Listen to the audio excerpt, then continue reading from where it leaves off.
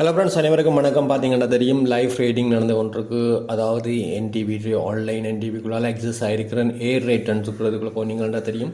இதுதான் வந்து உங்களுடைய பிளாட்ஃபார்ம். அதாவது வளமையாக எல்லாருக்கும் இதே மாதிரி தான் பிளாட்ஃபார்ம் இருக்கும். சின்ன சின்ன வித்தியாசம் வந்து ஒவ்வொரு ப்ரோக்கேஜ் ஏஜென்ட்ஸுக்கும் வித்தியாசமாக இருக்கும். பொதுவான பிளாட்ஃபார்ம் இப்படி தான் உள்ளுக்கு நீங்கள் என்றால் இப்படி தான் இருக்கும். பார்த்தீங்கன்னா தெரியும்.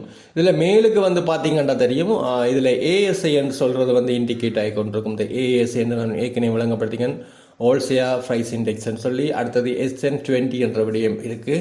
அதாவது இன்றைக்கு பார்த்தீங்கன்னா தெரியும், ஒட்டு மொத்தமாக பங்குச்சந்தையில் 62% வந்து அதிகரித்திருக்கு. பார்த்தீங்கன்னா தெரியும், 9:30 வந்து மார்க்கெட் திறந்திருக்கு. இப்போ பார்த்து 3 நிமிஷத்துக்குள்ளே பார்த்தீங்கன்னா தெரியும் 62% வந்து சேஞ்சஸ் நடந்திருக்கு.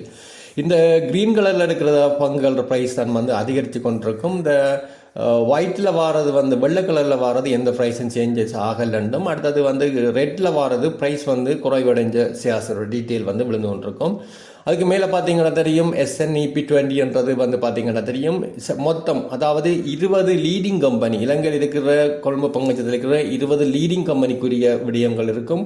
அடுத்தது இந்திய பங்குச்சந்தையின் டேர்ன் ஓவர் என்ற விடயம் இருக்கும். அடுத்தது வால்யூம் என்ற விடயம் இருக்கும். எவ்வளோ வால்யூம் வந்து ஷேர்ஸ் இதாக இருக்குண்டு, அடுத்த ரேட் எத்தனை ரேட் நடந்திருக்குண்டு பார்த்தீங்கன்னா தெரியும். ஒரு வித்தின் 3 நிமிஷத்துக்குள்ளே பார்த்தீங்கன்னா தெரியும் 1642 ரேடிங் வந்து நடந்திருக்கு ஒரு வித்தின் 4 மினிட்ஸுக்குள்ளே.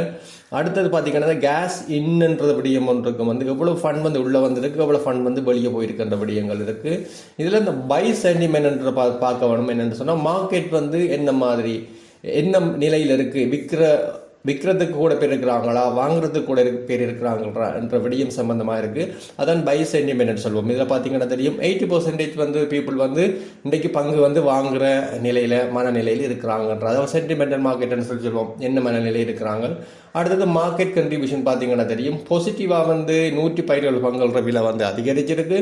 நெகட்டிவாக வந்து 46 பங்குகள விலை அதிகரிச்சிருக்கு. எந்த மாற்றம் இல்லாமல் 41 பங்குகள் வந்து இருக்குது. இவ்வளவுதான் வந்து நீங்கள் உள்ளுக்கு டெஸ்க்டாப்பில் வந்து பார்க்கக்கூடியதாக இருக்கும். அடுத்து இந்த வாட்ச் என்ற விஷயத்தையும் வந்து இன்றைக்கு பார்ப்போம். எல்லாம் இன்றைய நாளில் வந்து எல்லாம் பார்க்கக்கூடிய மாதிரி இருக்காது. கொஞ்சம் விடயங்கள் வந்து நம்ம பார்ப்போம். அப்போ தான் உங்களோட மனதில் நிற்கும். அடுத்து நீங்கள் ஓனான ஒரு லாக்இன் அக்கௌண்ட்டுக்குள்ளே நீங்கள் போய் ரேட் பண்ணக்கூட உங்களுக்கு இந்த விஷயங்கள் வந்து விளங்கக்கூடியதாக இருக்கும். ரைட், இந்த வாட்ச்ன்றதுக்கு போய் பார்த்தீங்கன்னா தெரியும், கஸ்டம் வாட்ச்ன்றது வந்து நீங்கள் வந்து சில குறிப்பிட்ட பங்குகளை வந்து வாங்கி வைக்கிறீங்களான்ட்டு சொல்லி சொன்னால்,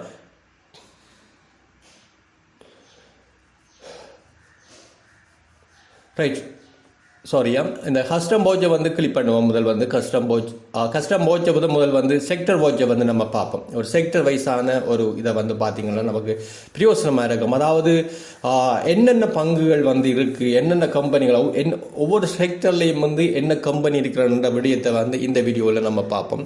பார்த்தீங்கன்னா தெரியும், ஃபர்ஸ்ட்டாக வந்து நான் வந்து இந்த எனர்ஜி என்ற செலக்ட் பண்ணிக்கேன்னு. பார்த்தீங்கன்னா தெரியும், எனர்ஜியில் 3 கம்பெனி இருக்குது. ஒன்று லங்கா IOC, அடுத்தது லாவ்கேஸ் PLC கூடிய 2 வாட்டிங் ஷேரும் நான் வாட்டிங் ஷேர்ஸுக்குரிய 2 கம்பெனி 2 ஷேர்ஸ் வந்து இருக்குது. அடுத்தது லங்கா IOC.